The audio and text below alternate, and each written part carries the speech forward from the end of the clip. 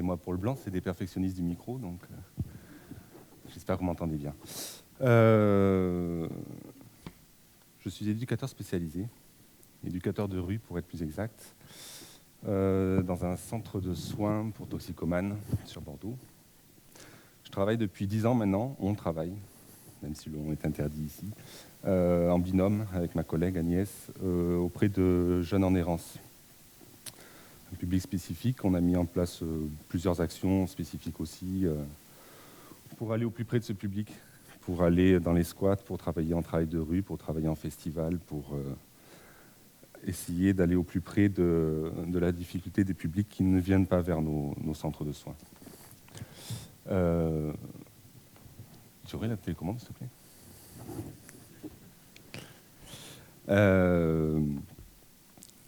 Jeune en errance, qu'est-ce que ça veut dire? Merci. Jeune en errance, qu'est-ce que ça veut dire? Peut-être que, plus simplement, vous vous êtes promené dans des rues piétonnes et vous avez rencontré, vous aussi, ce qu'on appelle classiquement les punks à chiens, au coin de rue Sainte-Catherine ou autres, qui font la Manche. Jeune en errance, c'est pas que ça, mais c'est aussi ça. C'est aussi cette errance qui donne à voir de sa misère, qui donne à voir de ses difficultés. Mais il y a aussi tout un autre type d'errance, beaucoup plus diffuse, beaucoup plus cachée, avec des handicaps plus cachés eux aussi. Et nous, on prend en charge l'ensemble de ces difficultés, l'ensemble de ces jeunes. Et on essaie au quotidien d'aller travailler auprès de ce public. Je pense que, pour qu'on soit d'accord, on va mettre en place une définition ensemble. Je pense que le plus petit dénominateur commun à tous ces jeunes-là, le plus petit dénominateur commun à l'errance, c'est peut-être le fait qu'ils ont mis à distance une situation insupportable. On va s'entendre là-dessus? Et donc, du coup, ils mettent à distance la figure adulte, du coup, ils mettent à distance notre société, et ils reconstruisent une famille de rue, ils reconstruisent des liens de rue, et ils vivent dans des entre-soi, en squat, en communautaire, tout ce qu'on a pu croiser au coin de la rue Sainte-Catherine, comme on le disait précédemment. On m'a demandé de vous parler d'un projet, d'un dispositif qu'on a mis en place, qui s'appelle Tapage. Travail alternatif à la manche, payé à la journée. Alternatif à la manche, parce que je défie quiconque d'entre vous d'avoir les compétences qu'ont ces jeunes-là pour pouvoir sortir 40 € dont ils ont besoin pour vivre, eux et leurs animaux de compagnie, dans la journée. La rue, c'est un vrai travail. C'est de vraies compétences pour connaître la bonne géographie, pour connaître le bon temps, pour connaître les bonnes accroches, pour pouvoir aller voir le public et pour pouvoir faire au mieux cette manche qui leur permet de vivre, parce qu'entre 18 et 25 ans, ils n'ont aucun autre moyen de survivre, à part la manche ou les petits larcins. Travail alternatif à la manche, payé à la journée. Tapage, c'est quoi? C'est tout simple. Tapage, c'est l'idée qu'on mettait en échec et en difficulté des jeunes pendant des années en les mettant sur des dispositifs spécifiques qui ne convenaient pas du tout à leur vision du monde du travail, à leur capacité à aller s'investir pendant 20 ou 25 heures par semaine. En clair, les échecs consécutifs qu'on a pu avoir en les mettant sur des chantiers d'insertion, pour partie. Les chantiers d'insertion marchent très bien, je ne jette pas l'opprobre sur ce dispositif-là, sauf que, au final, pour ces jeunes-là, on les met en surprécarité quand on ne pense pas du tout aux animaux de compagnie. Et ces animaux de compagnie-là, ils sont à la charge pendant un mois de l'ensemble du squat. Quand on ne pense pas du tout qu'on met à mal leurs horaires de manche et donc du coup qu'ils n'ont plus la capacité de subvenir pour payer les croquettes de l'animal de compagnie, pour subvenir aux besoins de l'ensemble du squat. Et donc on surprécarise en payant en fin de mois aussi ces jeunes-là, le fait qu'ils doivent être dépendants des autres jeunes qui vont faire la manche pendant l'ensemble du mois. Enfin bref.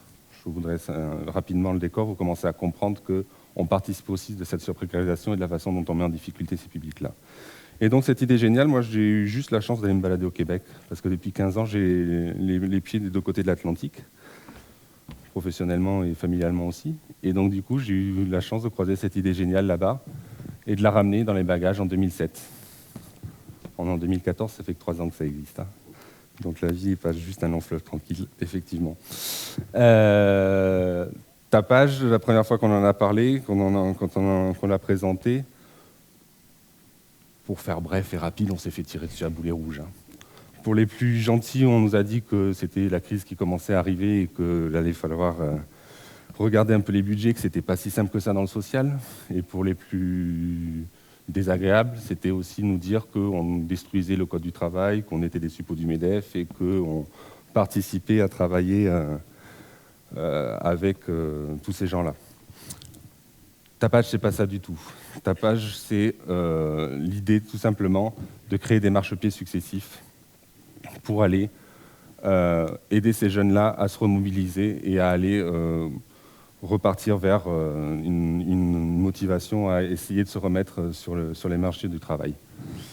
C'est des dispositifs de revalorisation, c'est pas du tout, on n'a pas la prétention de faire de l'insertion professionnelle, c'est vraiment de la revalorisation pour eux. On sait tous à quel point la rue peut abîmer, la rue peut exploser les temporalités. Tapage, c'est juste un jeune qui vient avec une demande d'assistanat pour lequel on répond avec une possibilité de travail le jour même ou le lendemain, en lui disant « Viens, tu as besoin d'assistance. D'habitude, on sait te répondre avec de l'assistance. Là, tu vas venir travailler avec nous. » Je ne vous rentre pas dans les détails de la popote qu'on a pu mettre en place. Ce qui est sûr, c'est qu'on a voulu marquer les codes du travail dès les premières heures. C'est-à-dire qu'il a un vrai contrat de travail, qui cotise pour de vrai, et qu'on ne va pas être le bon éducateur des années 70 qui te tape sur l'épaule, qui ouvre la boîte de Quality Street et qui va te donner l'argent en liquide à la fin du mois en disant « C'est bien, tu as bien travaillé mon jeune ». Non, on est sur les codes du travail. Du coup, ce jeune-là aura un chèque à la fin de la journée. Sauf que ce chèque-là, il a ça de magique qu'on respecte son parcours d'errance et que si ce soir, il prend son sac à dos pour partir à Marseille, demain matin, il ira dans n'importe quel guichet de poste et à Marseille, il aura l'échange en liquide de la monnaie qu'il présente sur le chèque. Tapage, c'est ça. Tapage, c'est aussi une histoire de rencontre parce que je crois fondamentalement que la vie est une histoire de rencontre. Et si j'avais juste écouté les gens qui nous ont répondu ça au début, si j'avais pas aussi écouté qu'autour de moi, il y avait des gens qui croyaient à ce projet-là, et qui dans une mairie, qui dans une fondation, qui dans un fonds de dotation, qui, au sein même de mon association, voulait continuer à croire à ce projet et à le construire, on n'aurait pas pu aller plus loin. Tapage, c'est l'idée de se dire qu'on allait repenser entièrement un modèle économique, qui est le modèle classique en France, où on fait un budget prévisionnel sur un an et les choses sont stabilisées, et enfin on va pouvoir mettre en place les choses, et qu'on allait se donner la possibilité de lancer avec un minimum de fonds, la possibilité de mettre en place avec des jeunes des travaux, parce qu'une mairie croit en nous et nous dit de toute façon, on est submergé de mauvaises herbes dans notre ville, et que qu'on le fasse ou non, on ne peut pas vous demander des exigences de rendement, parce que de toute façon, les choses sont beaucoup trop compliquées. Et donc on fait confiance à ces jeunes-là. On n'est pas sur des travaux qui sont des travaux rabaissants, on est sur des travaux qui vont les valoriser, parce qu'il y a un regard sur eux, qui est valorisé et des jeunes qui vont pouvoir communiquer et exprimer un peu ce qu'ils peuvent faire de manière fière. C'est 7 jeunes avec un éducateur qui travaille dans les rues de Bordeaux actuellement. Et puis dans une seconde phase, Tapage, c'est possibilité de dire à ces jeunes, le travail c'est pas qu'un rapport financier. Le travail aussi c'est un groupe humain, une rencontre humaine avec laquelle on s'épanouit, on se découvre, mais qui nous impose aussi des devoirs. Un groupe humain avec lequel on doit être obligé de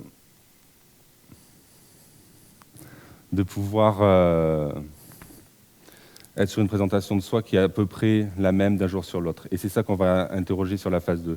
Cette possibilité pour un jeune de pouvoir s'expérimenter à venir 2 jours, 3 jours, 4 jours d'affilée, pas forcément plus en nombre d'heures, mais pouvoir essayer d'être sur une qualité de présentation de lui à peu près similaire d'un jour sur l'autre pour pouvoir se mobiliser et se prouver qu'il est capable de rentrer dans un dispositif classique d'insertion ou alors dans un contrat de droit commun. Ça, c'est des chantiers qui ont été faits avec d'autres partenaires où des jeunes CC sur 3-4 jours d'affilée mais ne supportent pas l'idée d'être encore en intérieur et vont être sur des aménagements d'espaces verts. C'est pas rien, 73 mètres cubes de déchets. C'est des jeunes qui commencent quand même à pousser un peu, on n'est pas juste sur l'arrachage de la petite brindille. Et là, après, on est avec d'autres types de partenaires qui vont nous demander des missions avec des jeunes sur du travail plus individuel.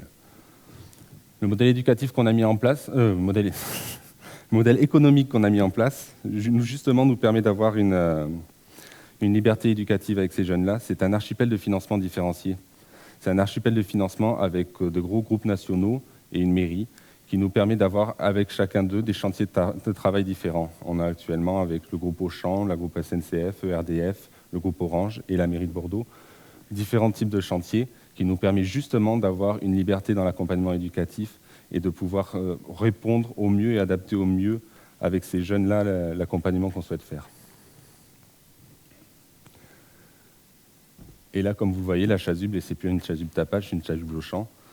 C'est la fierté qu'on a d'avoir actuellement, et ça, c'est pas nous qui le disons, c'est la directe, des sorties positives à plus de 50%, qui explosent complètement les quotas de l'insertion classique, avec des jeunes qui sont embauchés soit par le groupe Auchan, soit par le groupe SNCF actuellement, et des jeunes qui vont s'expérimenter à d'autres types de métiers, comme le rapport à l'art ou le rapport au numérique actuellement. Tapage, ça a intéressé le ministère qui a décidé d'en faire un ESMAG sur la France entière. On a actuellement 10 villes en France qui essaient de développer le dispositif. Voilà, j'ai été très sommaire. J'espère que vous avez à peu près compris l'évolution des choses et la façon dont marche Tapage. Tout ça n'a pas grande importance. Tapage est un outil parmi d'autres. C'est un beau outil, un bel outil. J'y crois plus que tout. J'y crois tellement que j'accompagne les SMAG au niveau français sur les 10 autres villes. Si on revient un peu, si on rembobine à ce que je vous disais au départ, Tapage, c'est juste un outil parmi d'autres pour essayer de se mettre en lien avec ces jeunes qui se mettent à la marge de notre société, qui mettent à distance cette figure adulte qu'ils trouvent totalement insupportable. Et donc du coup, Tapage pour nous, c'est cette volonté de pouvoir aller faire des ponts avec ces jeunes-là, lui montrer que dans toutes ces difficultés, dans tout ce temps de galère qu'il est en train de vivre, il est aussi en train de mettre à distance une adolescence par l'extrême qu'il est en train de vivre, et que à un moment ou à un autre, il allait falloir qu'il pense cette figure adulte et le futur adulte qui va être lui aussi. Et donc pour nous, l'idée principale de tout ça, que ce soit ce dispositif ou d'autres, c'est bien l'idée de se dire qu'on va filer du lien, qu'on va être en train de constamment ramener ces jeunes vers une possibilité de se construire, de se structurer, pas forcément de s'insérer socialement tel qu'on veut l'avoir avec un contrat en 35 heures, même si ça peut être de manière alternative ou autre, ça n'a que peu d'importance pour nous, mais en tout cas qu'ils puissent voir en nous ou en d'autres une figure adulte acceptable qui lui permette de se dire que lui aussi un jour il a envie de passer le pas et de créer sa propre vie. Tapage, c'est avant tout ça.